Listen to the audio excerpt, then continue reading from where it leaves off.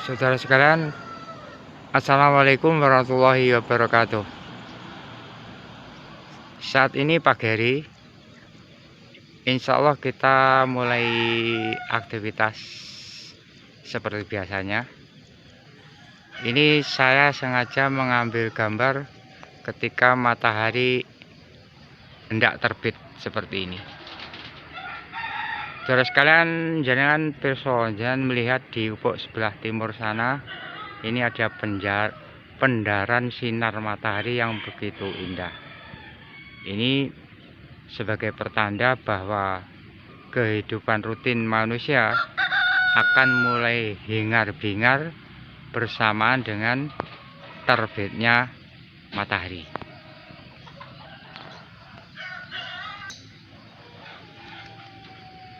Terbitnya matahari seperti ini di ufuk sebelah timur. Ini adalah salah satu waktu yang kita sebagai seorang muslim sering mendengar tausiah di mushola, di masjid ataupun di rumah.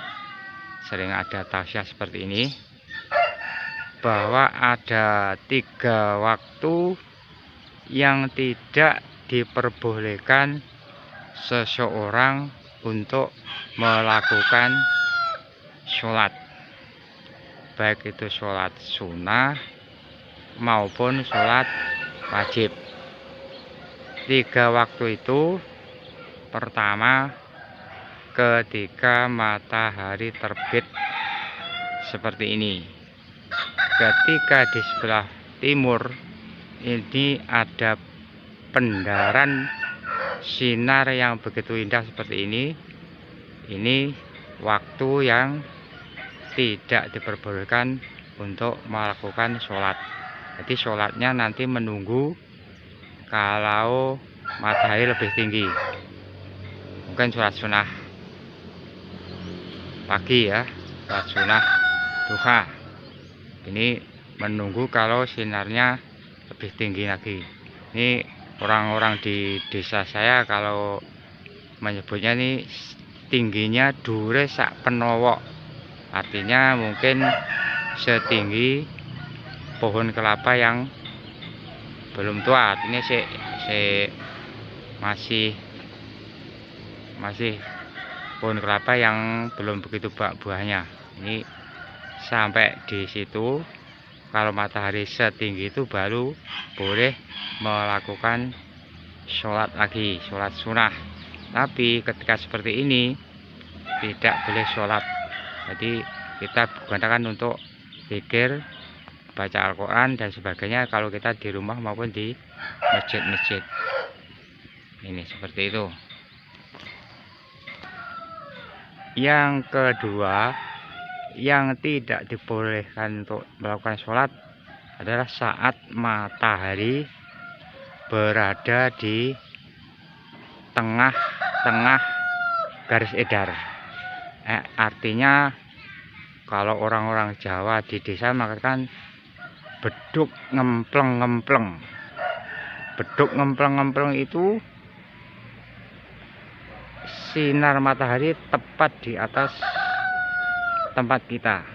Jadi bayangan kalau kita berdiri itu gambarnya, bayangannya tubuh kita itu lurus dengan tubuh kita. Artinya bayangan tidak melenceng ke timur atau tidak lingsir ke barat.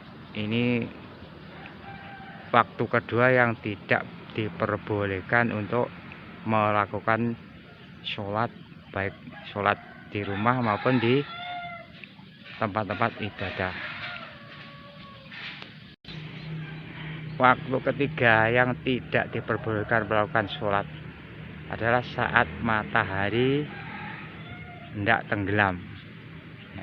Matahari hendak tenggelam. Nanti ini masih pagi, jadi saya mengambil gambar yang matahari tenggelam ini tidak memungkinkan, belum memungkinkan.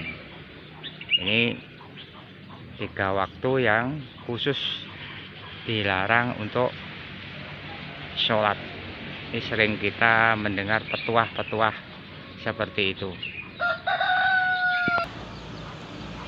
Ada lagi keterangan yang sering kita dengar dalam hadis Rasulullah.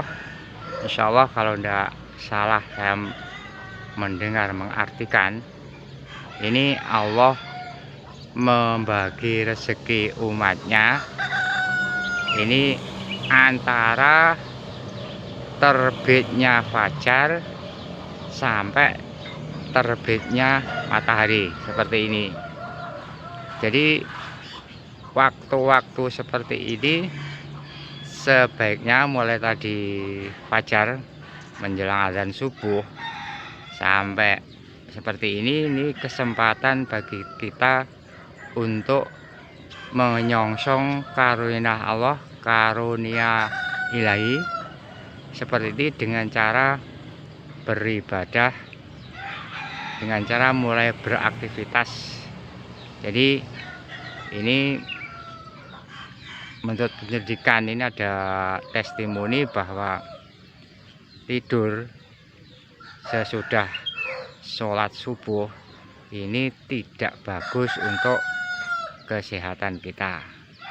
Jadi kalau kita kembalikan kepada hadis Rasulullah tadi, otomatis ya memang waktu-waktu seperti ini ya kita raih karunia Allah dengan cara melakukan hal-hal yang baik yang akan mendapatkan ridho Allah.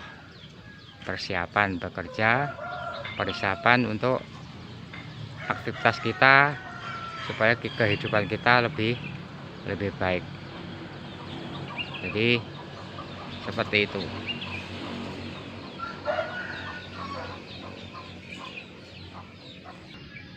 Apalagi keterangan yang menerangkan bahwa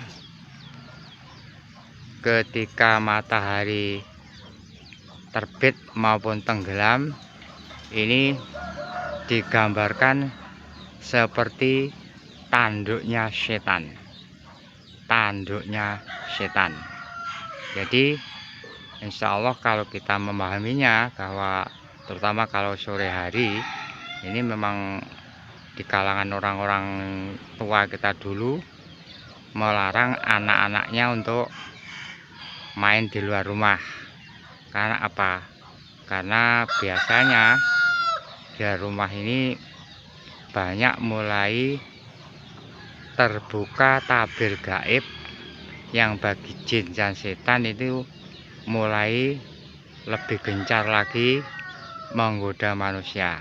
Ini kan banyak terjadi, mungkin anak kita orang-orang dulu itu kesurupan ya, kerasukan jin karena waktunya maghrib seharusnya di rumah, ini keluyuran neng sawah neng tegalan di tempat-tempat yang terbuka. Ini banyak makhluk-makhluk yang nggak bener yang siap menjerumuskan kehidupan manusia. Ini mohon maaf, ini bukan saya menggurui, tapi insya Allah yang saya dengar dari para tausiah, para ustadz di tempat-tempat ibadah seperti itu ada keterangan yang seperti ini. Insya Allah ini dari saya, channel Dawam Anwar. Saya akhiri sini saja. Mudah-mudahan Allah selalu menganugerahkan taufik, hidayah dan kebarokahnya kepada kita. Cukup sekian. Dawam. Alhamdulillah, jazakumullah khairan. Assalamualaikum warahmatullahi wabarakatuh.